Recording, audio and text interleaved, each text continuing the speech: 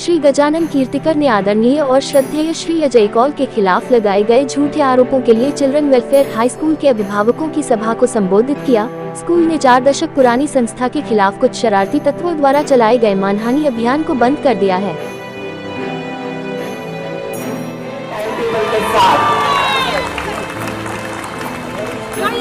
कल से स्कूल शुरू रहेगा। फ्राइडे का टाइम टेबल के साथ बच्चे आएंगे। एक मेडिसिन बोलना चाहता है, एक मेडिसिन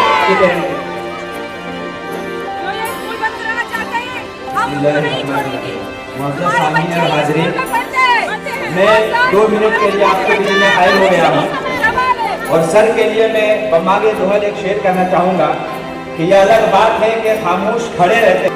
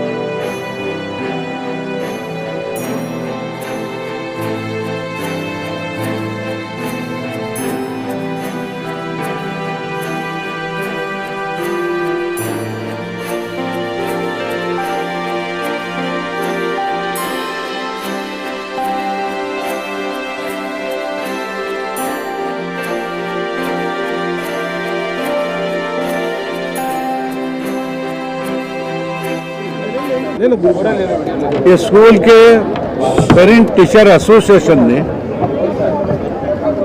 9 अक्टूबर को यहाँ मैं हादसा बोलता हूँ, कॉरपोरेशन ने जो मगरूरी दिखाई, पुलिस फौज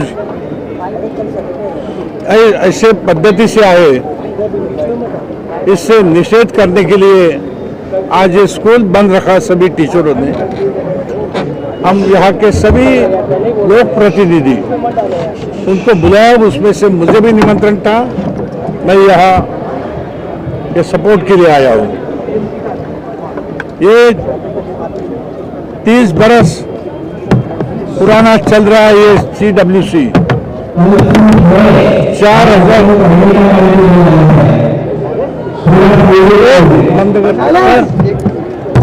4,000 बच्चे यहाँ शिक्षा लेते। और देखिए कि मैं जैसे भाषण में बोला कि जो लोक प्रतिनिधि है, लोक प्रतिनिधि को शैक्षणिक संस्था, सामाजिक संस्था, इनके प्रति ध्यान देना है, जिम्मेदारी है। सरकार की रहती है, वैसे लोक प्रतिनिधि की रहती है। लेकिन यहाँ अपने अधिकार का गैर इस्तेमाल करके यहाँ के MLA ने कई झूठी खबरें कॉरपोरेशन को बताई और कॉरपोरेशन ऐसे ढंग से आए कि जैसे कि यहाँ कोई एंटी सोशल एक्टिविटी चलती है। ये कॉरपोरेशन को भी शोभा नहीं देती है, पुलिस दल को भी शोभा नहीं देती है।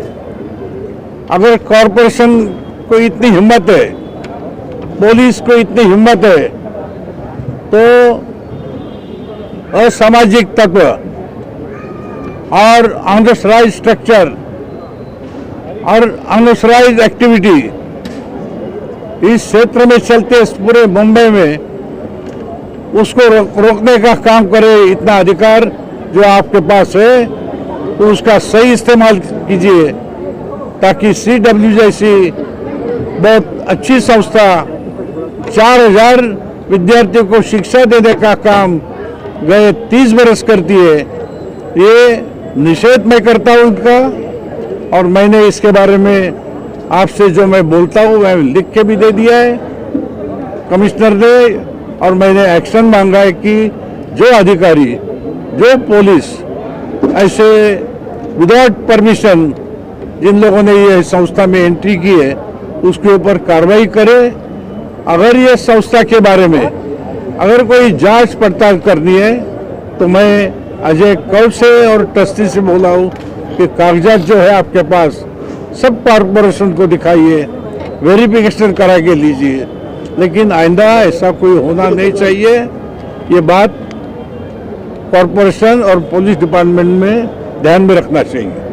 कीर्तिकर साहब, मेरा सवाल आपसे है, मैडम लवेकर कहीं ना कहीं भारतीय जनता पार्टी से ताल्लुक रखती है, इससे आपको नहीं लगता है कि भारतीय जनता पार्टी की भी छवि खराब होगी? क्योंकि आप खुद मानते हैं और हर कोई जानता है कि इस तरह की गैर इलीगल एक्टिविटी इस क्षेत्र में बहुत होती है। इसके बावजूद उसको ध्यान में ना रखते हुए एक बहुत बड़ा इंस्टीट्यूट जो कहीं ना कहीं हजारों बच्चों को यहाँ से शिक्षा देता है, उसको बंद करने को, उसको बदनाम करने का जो प्रयास हो रहा है, उसके खिलाफ एक एक्शन होनी चाहिए।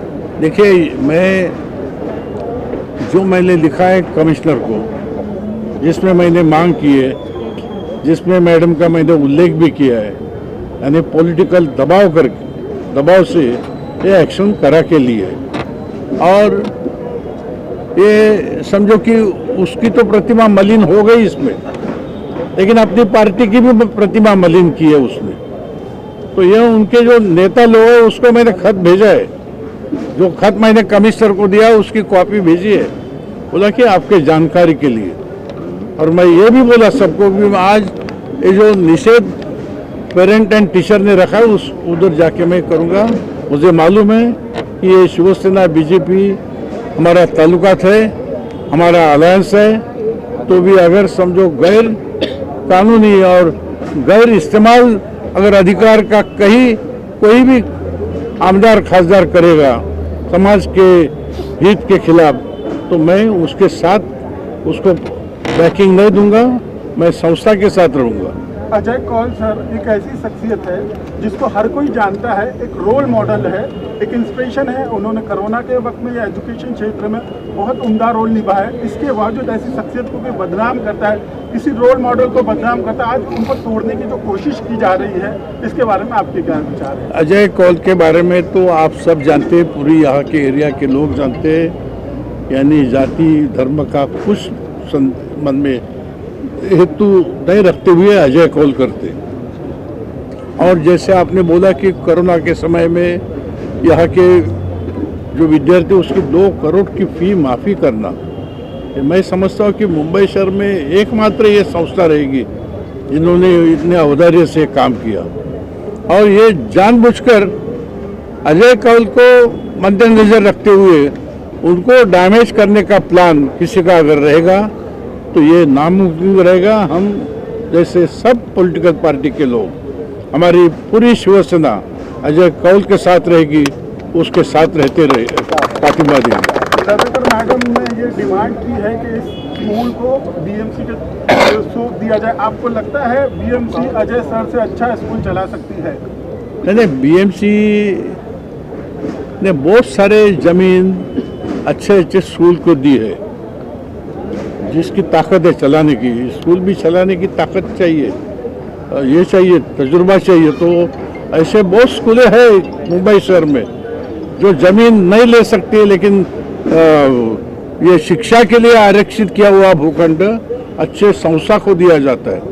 वैसे ही ले लिया 30 बरस पहले, आजकल की बात नहीं है, ऐसा होने वाला नहीं है। क्या चलाएगी म्यूनसिपैलिटी? म्यूनसिपैलिटी के पास आज आरजीपीजी के इतने भूखंड है, रिक्रिएशन ग्राउंड और प्ले ग्राउंड, बहुत पैसा है, 52,000 करोड़ का बजट है बीएमसी के पास, लेकिन तो भी ये आरक्षित भूखंड, शिक्षा का तो छोड़ो, लेकिन आरजीपीजी का भूखंड आज उसका डेवलपमेंट कर नहीं पाती है म्यूनसिपैलिटी। किसी को कुछ पूछना? जैसे मैंने कहा कि ये स्कूल की बिल्डिंग प्लान के मुताबिक बनी है और 40 साल या 30 साल पुरानी बिल्डिंग जब बनी है तो यकीनन अगर कोई इसमें माइनर चेंजेस होंगे या कोई प्लान के मुताबिक कोई चीज़ ये हटाई गई होगी यहाँ से वहाँ, तो उसका हम लोग या तो पेनल्टी भरेंगे जो बीएमसी के रूल्स में है, उसको रेगुलराइज करने की कोशिश करेंगे। और अगर बीएमसी ने ये कहा कि भाई ये नियम में नहीं बैठता है, इसका डिमोलिशन होना चाहिए, तो यकीनन जो चीज़ें रूल्स में नहीं होगी तो हम रूल्स के खिलाफ जाके तो कुछ काम नहीं करेंगे। यकीनन वो जो भी हमें कहेंगे ये नियम के बाहर है, उसका हम डिमोलिशन खुद करेंगे। दुख उस बात का नहीं है, या जितने एजुकेशनल इंस्टीट्यूशन पे उन्होंने इल्ज़ाम लगाए उसका भी मुझे दुख नहीं है, क्योंकि पिछले 42 सालों से BMC, state government, education department लगातार स्कूल के इंस्पेक्शन के लिए आता है, और इंस्पेक्शन साल में 2 बार होता है, 6-6 महीने में इंस्पेक्शन होता है।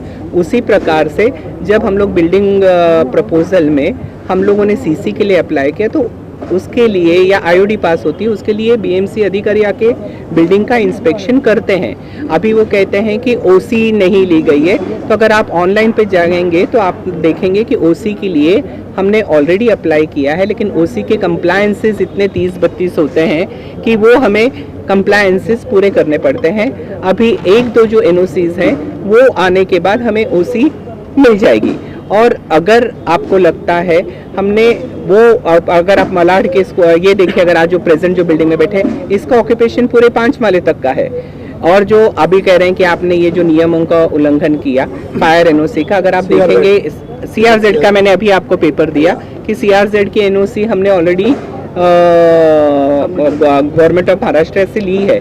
कहने का मतलब क्या है कि सीआरजेड का क्लैरिफिकेशन तो बीएमसी दे सकती है, क्योंकि उन्होंने परमिशन दिया है, उनको पता है कि नियम में क्या बैठता है। दुख उस चीज़ का नहीं है, दुख इस चीज़ का है कि जब आप बहुत सारे लोगों को खड़े करके अनोनिमस 40-50 कंप्लेंट डालते हैं और किसी के कैरेक्टर के ऊपर बोलते हैं, तो मुझे लगता है कि किसी को किसी के कैरेक्टर के बारे में बोलने का हक नहीं है।